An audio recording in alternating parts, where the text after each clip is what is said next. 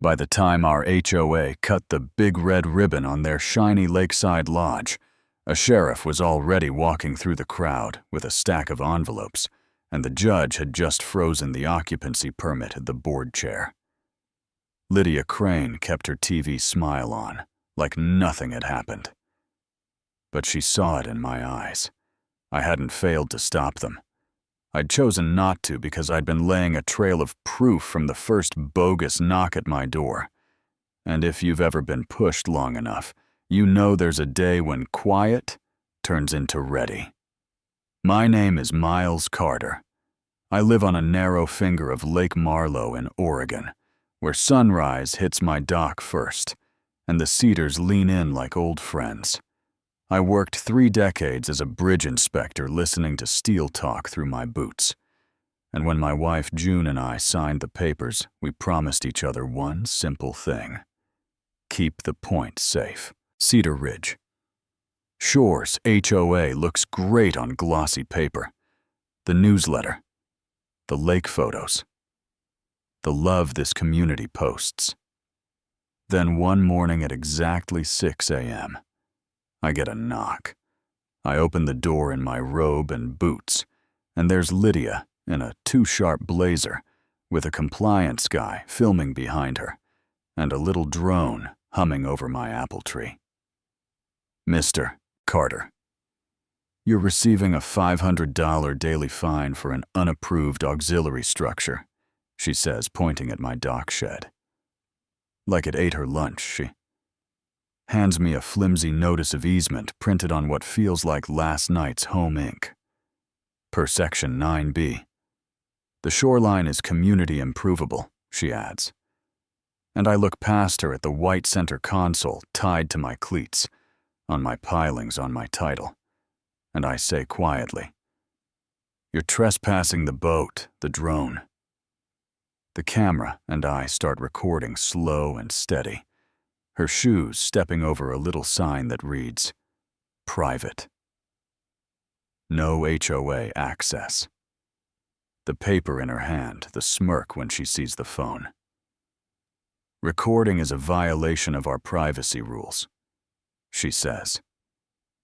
This isn't your clubhouse, I tell her. And that shit was permitted in 1991. The certified envelopes start arriving like clockwork that afternoon. A green receipt for every blow, the drone becomes a regular neighbor's, who used to wave at the mailbox, suddenly study their shoes and a dad. I've lent tools to more times than I can count, leans in at a barbecue and says, "Miles, don't make this hard. The lodge will bring value. Lydia can make tickets disappear if you show spirit." You know what I mean, that soft little bully tone folks use when they want you to act like you're part of the team, while they stand on your neck. I file a formal appeal, because I still believe in process. I bring the original permit photos of the footprint distances. Maintenance logs, everything in order, and the hearing is a windowless room with Lydia in the middle, like a queen, and 2 board members refusing to meet my eyes. I speak for 3 minutes. She whispers to the treasurer. He nods like a wind-up toy. "Appeal denied fines accrue daily," she says. And when I step outside, the lake looks the same. Polite, blue patient, until I hear the diesels. 2 barges pushing through the glare with an excavator and a bulldozer on deck heading straight for my shore. Lydia follows my gaze from the clubhouse porch and doesn't say a word, she just watches me. Watch them arrive. They move fast. The roses June planted get churned into mud by a skid steer. A pile driver starts punching steel, and my cottage trembles like an old bus. Industrial lights turn midnight into a fishbowl. But I know code, so I set a seismograph in the basement and map every thud to time and threshold. I buy a light meter and take readings at midnight. I skim cloudy water into mason jars and label each with date and cove. If I can't stop a storm, I measure it. That's what I know how to do. On Facebook, the HOA turns into a peed agency. Lydia's in a clean hard hat, doing breathless lives about a shared eco-lodge, comments full of hearts and clapping. Then they pass an emergency bylaw saying any resident causing delays can be fined. Double, retroactively. So my fives become thousands overnight, yeah. That happened. And then a letter from my bank drops like a stone, a lien notice on my mainland house. The teller on the phone is gentle. Sir, the association submitted debt paperwork. You might consider counsel. That one puts a crack in me. I can feel in my ribs. Then my granddaughter Maya shows up with cookies and wet eyes and says, Pop, this is killing you. Come live with us. Sell the point. It's just land. And I touch a jar where the silt has settled into a thin line, and I tell her, it's a promise that's different, and we both know I've chosen my road. Next morning, I push open a glass door under a sign that says, Marlow County Veterans Legal Clinic, and meet an attorney named Janelle Ortiz, who listens like mechanics. Used to listen to engines, not just the noise, but where it's coming from. I lay out the certified letters, the easement printout, the logs, the jars, the vibration, charts in my 1991 permit, everything. But the one thing I haven't touched in years, and she taps the fines and says, this is a bleed-out strategy. They drown you in paper until your wallet or your heart gives out. We'll start with environmental violations to get a foot in the door. But if you have anything older than their bylaws, now's the time. I say, let me check a safe. On my way home, I stop at Walt Harris's place. Retired Navy medic, quiet as bedrock. And next door, Kenny Alvarez is on his roof. Adjusting a dish, he used to do comms in the service. I need a record beyond argument. I tell them every vehicle, every person, every minute on my land. Timestamps and coordinates. And Kenny grins. That's a fun Saturday. So by the weekend, my point's the most surveilled sliver of ground in the county motion. Cameras tucked in birdhouses, tiny lenses in the fence posts. Live feeds laid over a 3D map that makes the trespass look exactly like what it is. 2 days later, a crane crew tries to set a long precast beam, and they're rushing. I'm halfway to the dock when I see it. Hairline cracks, spidering around the top. Lifting point, and I shout, "Stop! The lift!" Top flange is cracked. The foreman glares and tells a guy to move me off site. Then there's a crack like a bat on pipe. The shell sloughs off. A young laborer looks up and freezes. I sprint, grab a ratchet strap off my shed. Hook loop one end. Around a cedar, toss the other to the kid. Twice around the base, lock it. I crank the handle until the webbing sings and the broken beam swings and hits the strap.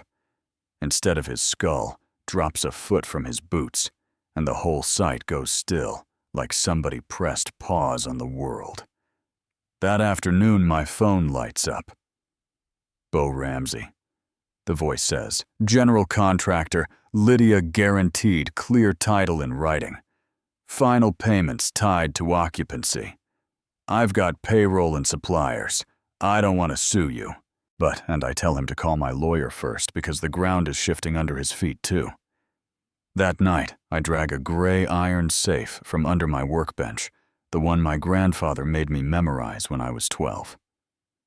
3 left, 1 right, 1 left, click. And inside I find an oilcloth roll with an embossed state seal, dated 1907. The deed to the point plus a 1911 letter from the Oregon Survey Commission describing iron markers sunk into bedrock to fix the low water line. Because early stakes kept walking, I carry the case to Janelle like it holds a violin, and she stares for 10 seconds before she touches it. "We're not arguing rules," she says. "We're proving ownership." At dawn, Kenny launches a drone with a little underwater rig a fisheries buddy lent him. We follow the surveyor's line off the point. The lake is clear, so when the light finds the first iron pin, it looks like a coin at the bottom of a fountain. He reads off Jeeps and it matches the letter to inches. Then pin 2 near a rock shelf pin. 3 in a patch of eelgrass. 3 points make a line, and the quiet between us is louder than a cheer. Janelle files a quiet title action and a motion for a temporary restraining order to freeze the county's certificate of occupancy, and she times service for the morning of the ribbon cutting, because truth should be public, not whispered in a hallway. You know what I mean. The day is hard blue, the lake flat as glass. Lydia wears a spotless hard hat and thanks donors and talks about progress. Then a sheriff's SUV rolls up and 2 deputies take the steps. Like any Tuesday, the TV camera pivots with them. The crowd hushes. They hand envelopes to each board member one by one and say, "You've been served like a kindness," and the theater goes thin, and the real thing comes through. Judge Ruth Delaney doesn't love speeches. The HOA lawyer builds a paper castle out of bylaws and subsections, and the oxygen gets thin. Then the judge taps her pen and looks at Janelle. "Why should this stop right now?" And Janelle says 3 words that feel like a deep breath.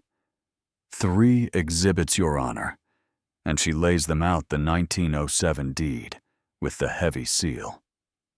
The licensed survey overlay showing their lodge sits on my titled parcel, and the underwater video of the iron markers with GPS, simple as a square deal. Then Bo Ramsey testifies that Lydia guaranteed clear title in writing, and Lydia stands up, like she can will the tide back, and blurts, "He's a stubborn old man on a sandbar. Some of these residents are freeloaders. I built this for everyone," and the room doesn't gasp. It just stills. The court reporter's keys keep clicking. The judge's eyebrows move a little, and that's the whole story in a breath. The ruling isn't dramatic, it's surgical. TRO granted no certificate of occupancy until title is resolved. Substantial likelihood the plaintiff prevails. The structure is an encroachment. Immediate ejectment and restoration costs borne by the party, who built on land that wasn't theirs. Damages to be addressed after the board coughs up correspondence and contracts. The gavel click is small, and it's the loudest sound I have ever heard. We didn't cheer. There were no cuffs. The camera guy looked like he needed coffee outside a Mallard, cut a green line toward the reeds like none of this was his business. And Lydia stood very still, in shoes that finally touched the ground. It isn't tidy neighbors who told me to be a team player. Now wave again and bring zucchini bread. Like bread. Can heal a fracture. Some want to dissolve the HOA. Some say reform it. So this never happens again. One mom told me at the store she still liked the idea of a coffee place by the water. And I told her the truth. Me too. I just don't like theft dressed up as the greater good. And maybe that's the line we keep losing in the noise. I walked the point at sunset. Felt the iron pin under a few inches of clear water, with the toe of my boot set out loud. We kept it safe and told the lake, at least for today. If you've been pushed by a clipboard or watched a rule book used like a crowbar, tell me what feels fair here. Should a community like ours ditch an HOA that went too far, Or can a system like that be fixed if the right people hold the keys?